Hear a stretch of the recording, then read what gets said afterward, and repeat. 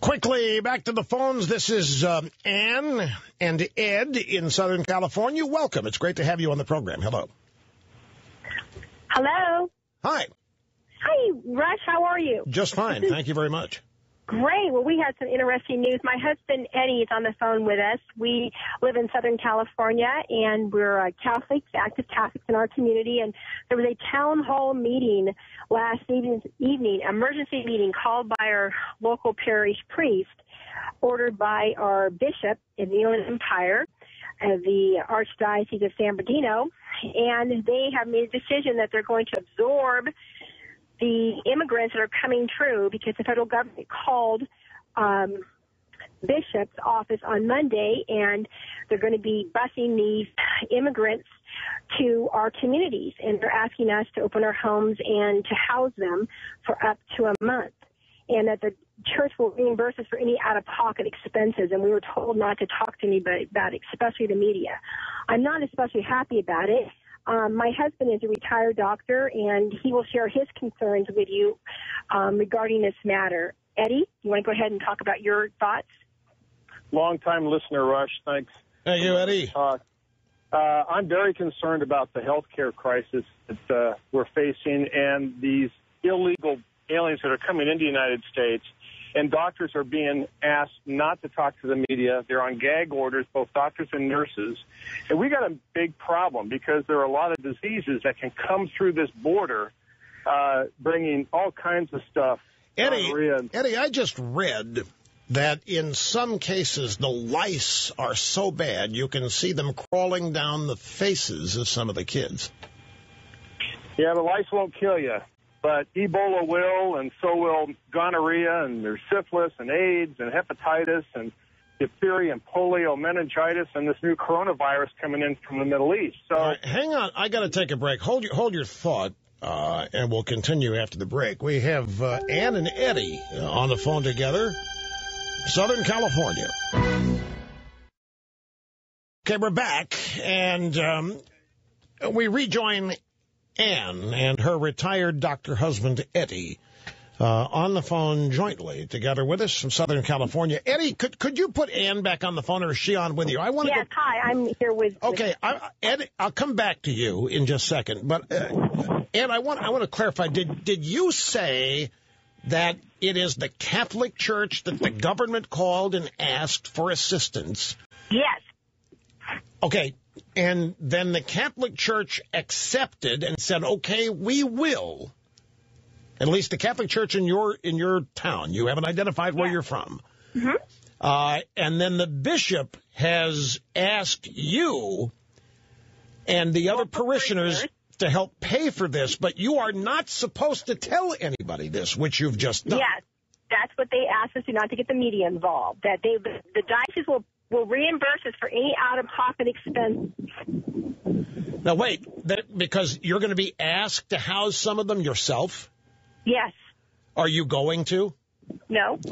That's why I'm calling. I'm letting people know this is not the best interest. We have a FEMA at Norton Air Force Base is a designated FEMA camp. This is an emergency. They need to go there. You know, that just thrust this whole thing. Air Force bases, military bases are being turned into daycare centers here. But that's another. I don't mean to distract you. So no. Why did they tell you not to tell the media about this? Well, they don't want a lot of people there at the churches when they bring busload these mothers and children. Aha.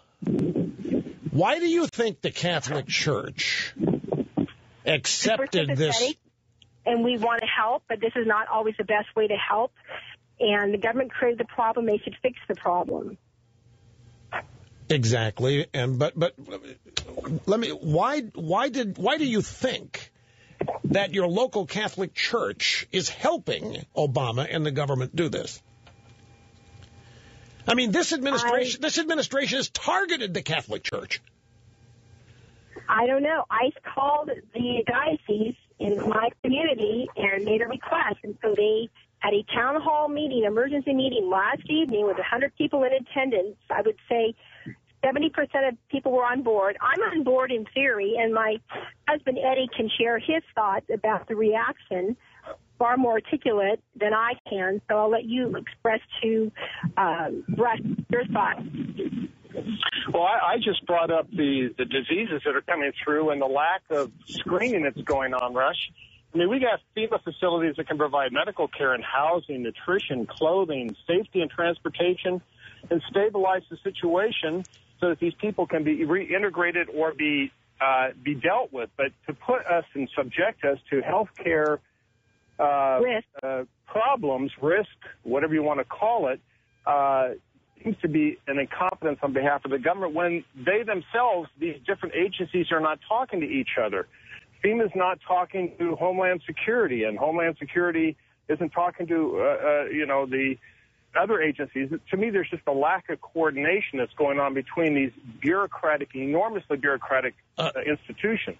Eddie, look, you have to forgive me here. I think I'm on a different wavelength. And I don't mean this question to be rude, but would this all be okay with you if there were more coordination? No, but they're coming in, and we have to deal with this. We can't. I mean, as consumers, see, that's we can't stop it. So, well, see, that's the nub of it. So they've got you. Can't. They're coming in. We've got to deal with it. Okay, so they've won. It doesn't matter what's happened after they get in. Once they have coerced everybody into thinking that what they have to do is make it okay after they get here, there's never going to be an end to it.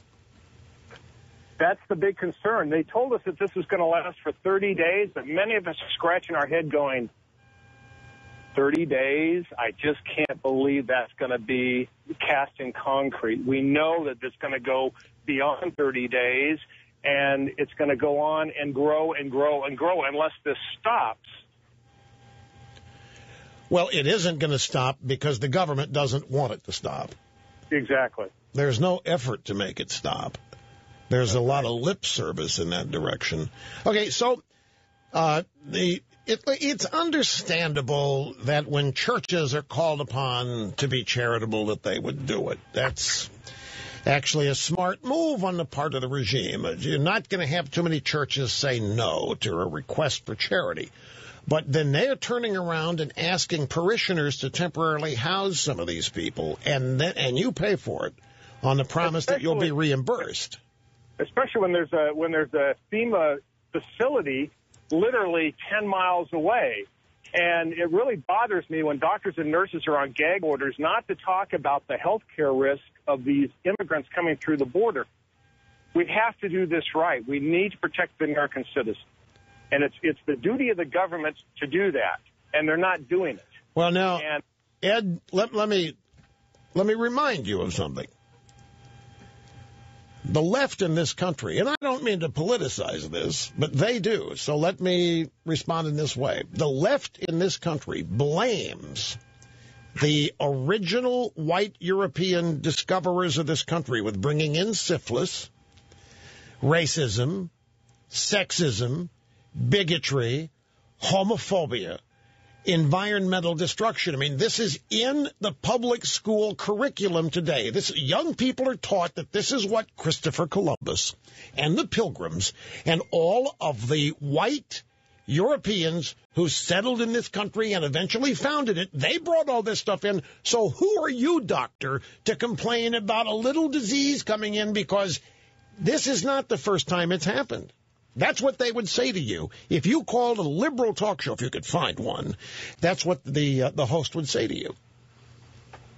Yes, and unfortunately, we have a healthcare system that's bankrupt, that is being destroyed by Mr. Obama, and it can't take on this burden. And well, it is. It is. It is taking on this burden. It is taking on this burden. And Dinesh D'Souza did such a great job in his movie. We saw it this last weekend, talking about how diseases had moved in Europe and within even the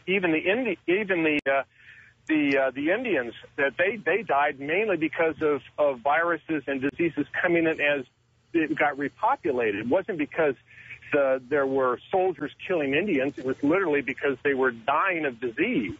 And Heck, we got Ebola rush that has moved from Africa to New Guinea and maybe in Europe. What the heck are we going to do if we get an Ebola outbreak in the United States? We're not prepared for this, and it's a 90% mortality rate with that virus. Ed, do you really think that's possible? Because of this? Do you think an Ebola outbreak is possible because of this? Or are you being maybe a little exaggerated in your caution here? Well, I'm concerned. And I feel like the Paul Revere just waving the flag, wanting to get us to take a look at this. And there's a way to solve this with existing facilities that are already in place, that have medical clinics, that have the ability to bring nurses and doctors in, just screen and create jobs for Americans. Yes. I don't believe I'm hearing that. What's that? This is a job creation opportunity? Well, I'm just saying, if they open up these FEMA camps to house these illegal immigrants, it would create jobs in the community where we live. Yeah. I don't know. It's man, it's complicated. It is truly complicated. The last thing I ever considered any of this to be was a job creation opportunity. But I thank you for presenting that perspective. In the meantime, you seem resigned to the fact that this has no end and that you have to come up with a way of making this as acceptable or manageable as possible. And it sounds like your primary concern here is that the people attempting to organize this repatriation or patriation of the refugees is not being done right. Yes, that is the correct assessment. And it was just Monday he got the call from the government. Tuesday we're meeting. Tuesday night everyone is saying yes. And there hasn't been much time to really think strategically and carefully about the ramifications of saying yes. Well, speaking of that, I mean, something I meant to ask your husband, Ed. Ed, you still on the phone? I assume you are. I am, yeah. How can these people, the arrivees, be screened for illnesses and disease in the short time they're in these processing centers? You know, we were told that they went through 2 brief screenings. I don't know what that entails, but you got a great point. I mean, you can't really do a thorough job I don't believe in a McDonald's type of fashion where you're just running people through. You've got to spend the time doing proper testing to make sure that certain diseases are not coming through the border. Right. Well, but they are. They are coming through the border. That's what you just said. What is, back to you, Ann, I've never heard this term either. What is a FEMA camp? Go ahead, Craig. It's federal emergency. What's the E stand for? I mean, Rush knows what a FEMA is. Well, I know what FEMA is, but what is a FEMA camp? Well, it's a FEMA facility that have been established throughout the United States, and you're usually like 600 of them. In military bases. So that's why they're calling this Obama's Katrina. I thought this was the Federal Emergency Management Agency. Correct. Right. But Rush, isn't this an emergency? Isn't this a federal emergency? And shouldn't FEMA be involved in this? It's not an emergency. That's the point. It isn't an emergency. It is planned. This was. Yes, I agree. I agree. It is planned, and I believe it's an emergency for you. It's an emergency for people who live where you live. But this is not an emergency. This is payback. This is who knows what. This is political. This has a political objective for Obama and the Democrats. But it's not from the. Obama's not treating it as an emergency. Is he down there? They said Bush never flew over, didn't go down to New Orleans for Katrina. Has Obama been there? Where's Obama visiting the refugee FEMA camps? He's not there. What emergency? He's out raising money for more of this. This is being done to overwhelm the government. The Cloward and Piven scenario, overwhelm the government. This is just part of his plan. Well, yeah, except it's overwhelming you. It's overwhelming the country. The government that results from this is what Obama wants, not being overwhelmed. I mean, the ability, we're never set up to be able to provide for and handle limitless numbers of people who are unproductive. Who can't, this is, so from everybody's perspective, yeah, it's an emergency the way you look at it. It's an emergency for your neighbors. It's an emergency for the doctors, and everybody has to deal with this. But it's not an emergency. This is it's a number of things, but it's not. And I defy anybody to tell me where the government's treating it as an emergency. It's an emergency where you are violating a church order by calling me and talking about it? That's not an emergency. That's something far worse. I appreciate your bravery. I'm glad you took the time to call. I'm a little long. I've got to take a time out here. But I'm stunned at what you've had to say. I'm also stunned at the attitude that you have about it, not being critical. I don't mean to be critical. I'm just... You have... It sounds like accepted your fate. And now you're trying to make the most of it, which is, I guess, all you can do. But that in itself, to me, equals victory for them. We'll be back. Well, folks, if you had any question at all about what's going on, if you had any uncertainty or any doubt, let me explain it to you after the call from Ann and her husband, Eddie, the retired doctor. The idea here, and this is why I say this is not an emergency. It is for them, but it's not a government emergency. It's not an Obama emergency. This is not a problem for Obama and the Democrats. The idea for them is to get as many people across the border and then transferred where they want them to live in this country as they can, as quickly as possible. That's why gag orders are being issued. Don't talk to anybody in the media and tell them about the diseases.